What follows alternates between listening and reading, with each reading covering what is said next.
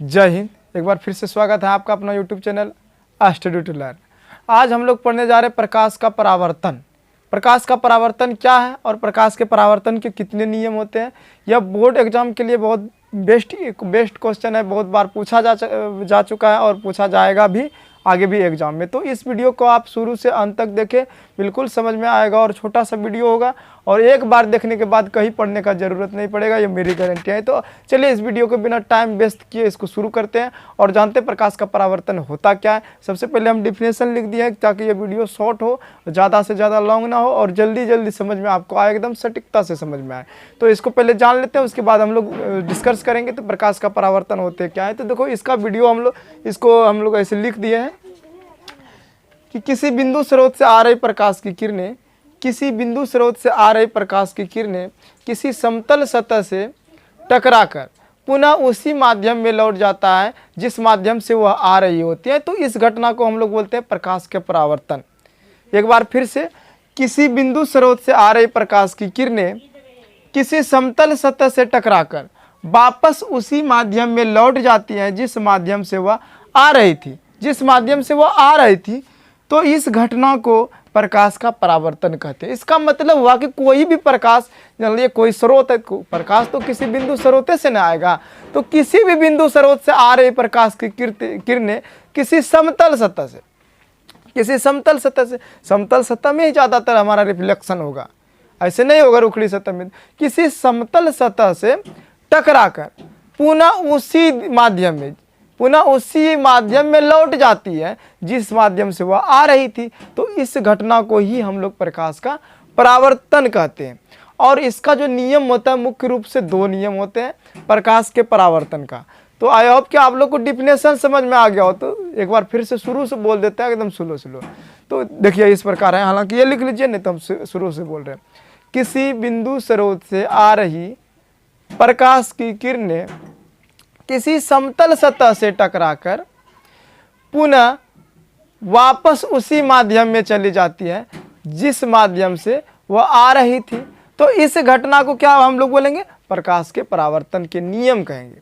नियम नहीं, प्रकाश के परावर्तन कहेंगे। तो इसका आप स्क्रीनशॉट ले लीजिए इसको। चलिए, और अब हम लोग पढ़ते हैं प्रकाश के परावर्तन के नियम कितने प्रकार के होते हैं और वह नियम कौन कौन से हैं, जो कि बहुत बढ़िया क्वेश्चन है। तो बिना टाइम को गवाए चलिए हम लोग चलते हैं कि प्रकाश का परावर्तन के कितने नियम होता है और कौन कौन से होते हैं। चलिए हम लोग पढ़ते हैं प्रकाश के परावर्तन के नियम। तो प्रकाश के परावर्तन के मुख्यतः दो नियम होते हैं। पहला नियम क्या होता है? आपतित किरण, परावर्तित किरण तथा आपतन बिंदु पर डाला गया अभिलंब तीनों एक ही समतल में होते हैं। तो कैसे होते हैं इस फिगर के जरिए हम लोग जानते हैं। देखिए ये आपतित किरण, आने वाले किरण को आपतित किरण न कहेंगे, ये आपतित किरण हो गया। और ये जाने वाले को बोलेंगे परावर्तित किरण। आपतित किरण, परावर्तित किरण तथा इसके बीच में जो लंब डाला जाता है अभिलंब, उसको बोलते हैं। तीनों एक ही समतल पे होते हैं। देखिए तो तीनों एक ही समतल पे नहीं है, ये वाला पे तीनों एक के समतल पे है ना। तो इसीलिए इसका पहला नियम क्या हो जाएगा? आपतित किरण, परावर्तित किरण तथा आपतन बिंदु पर डाला गया अभिलंब तीनों एक ही समतल में होते हैं। और दूसरा देखिए, दूसरा नियम इसका क्या कहता है? दूसरा नियम कहता है कि आपतन कोण परावर्तन कोण के बराबर होते हैं।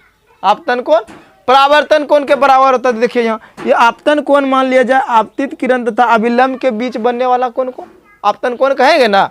आपतित किरण तथा अभिलंब के बीच बनने वाले कोण को आपतन कोण कहेंगे और परावर्तित किरण तथा अभिलंब के बीच बनने वाले कोण को परावर्तन कोण कहेंगे। तो आपतन कोण परावर्तन कोण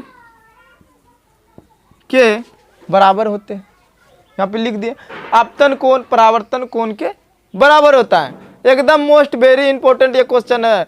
ये बिहार बोर्ड में एग्जाम में पूछा जाता है। तो एक बार बढ़िया से इस वीडियो को देख लीजिए आप, उसके बाद देखने की जरूरत नहीं पड़ेगा। बिल्कुल आसान सा है, 2 नंबर के लिए पूछा जाता है, इसीलिए हम सेटिस्फाई कर दिए। इसका दो ही नियम होता है। पहला नियम फिर से एक बार यहाँ से समझिए, आपतित किरण, परावर्तित किरण तथा आपतन बिंदु पर डाला गया अभिलंब तीनों एक ही समतल में होते हैं। ये तीनों एक ही समतल में हुआ। दूसरा नियम इसका क्या कहता है कि आपतन कोण परावर्तन कोण के बराबर होता है। आपतन कोण परावर्तन कोण के बरोबर होता है। यही इसका 2 नियम था और ये 2 नियम 2 नंबर के लिए पूछा जाता है बिहार बोर्ड में। बोल देगा कि बताइए प्रकाश के परावर्तन किससे क्या समझते हैं तथा प्रकाश के परावर्तन के कितने नियम होते हैं, नियमों को लिखे, या बोल देगा प्रकाश के परावर्तन के नियम को लिखे। तो यही लिखना है। आई होप कि यह वीडियो आपको पसंद आया होगा। अगर ये वीडियो आपको पसंद आया होगा तो इसे लाइक, कमेंट और सब्सक्राइब जरूर करें तथा दूसरे दोस्तों के साथ भी शेयर करें ताकि इस चैनल के माध्यम से वो भी अधिक से अधिक जानकारी प्राप्त कर सके। जय हिंद।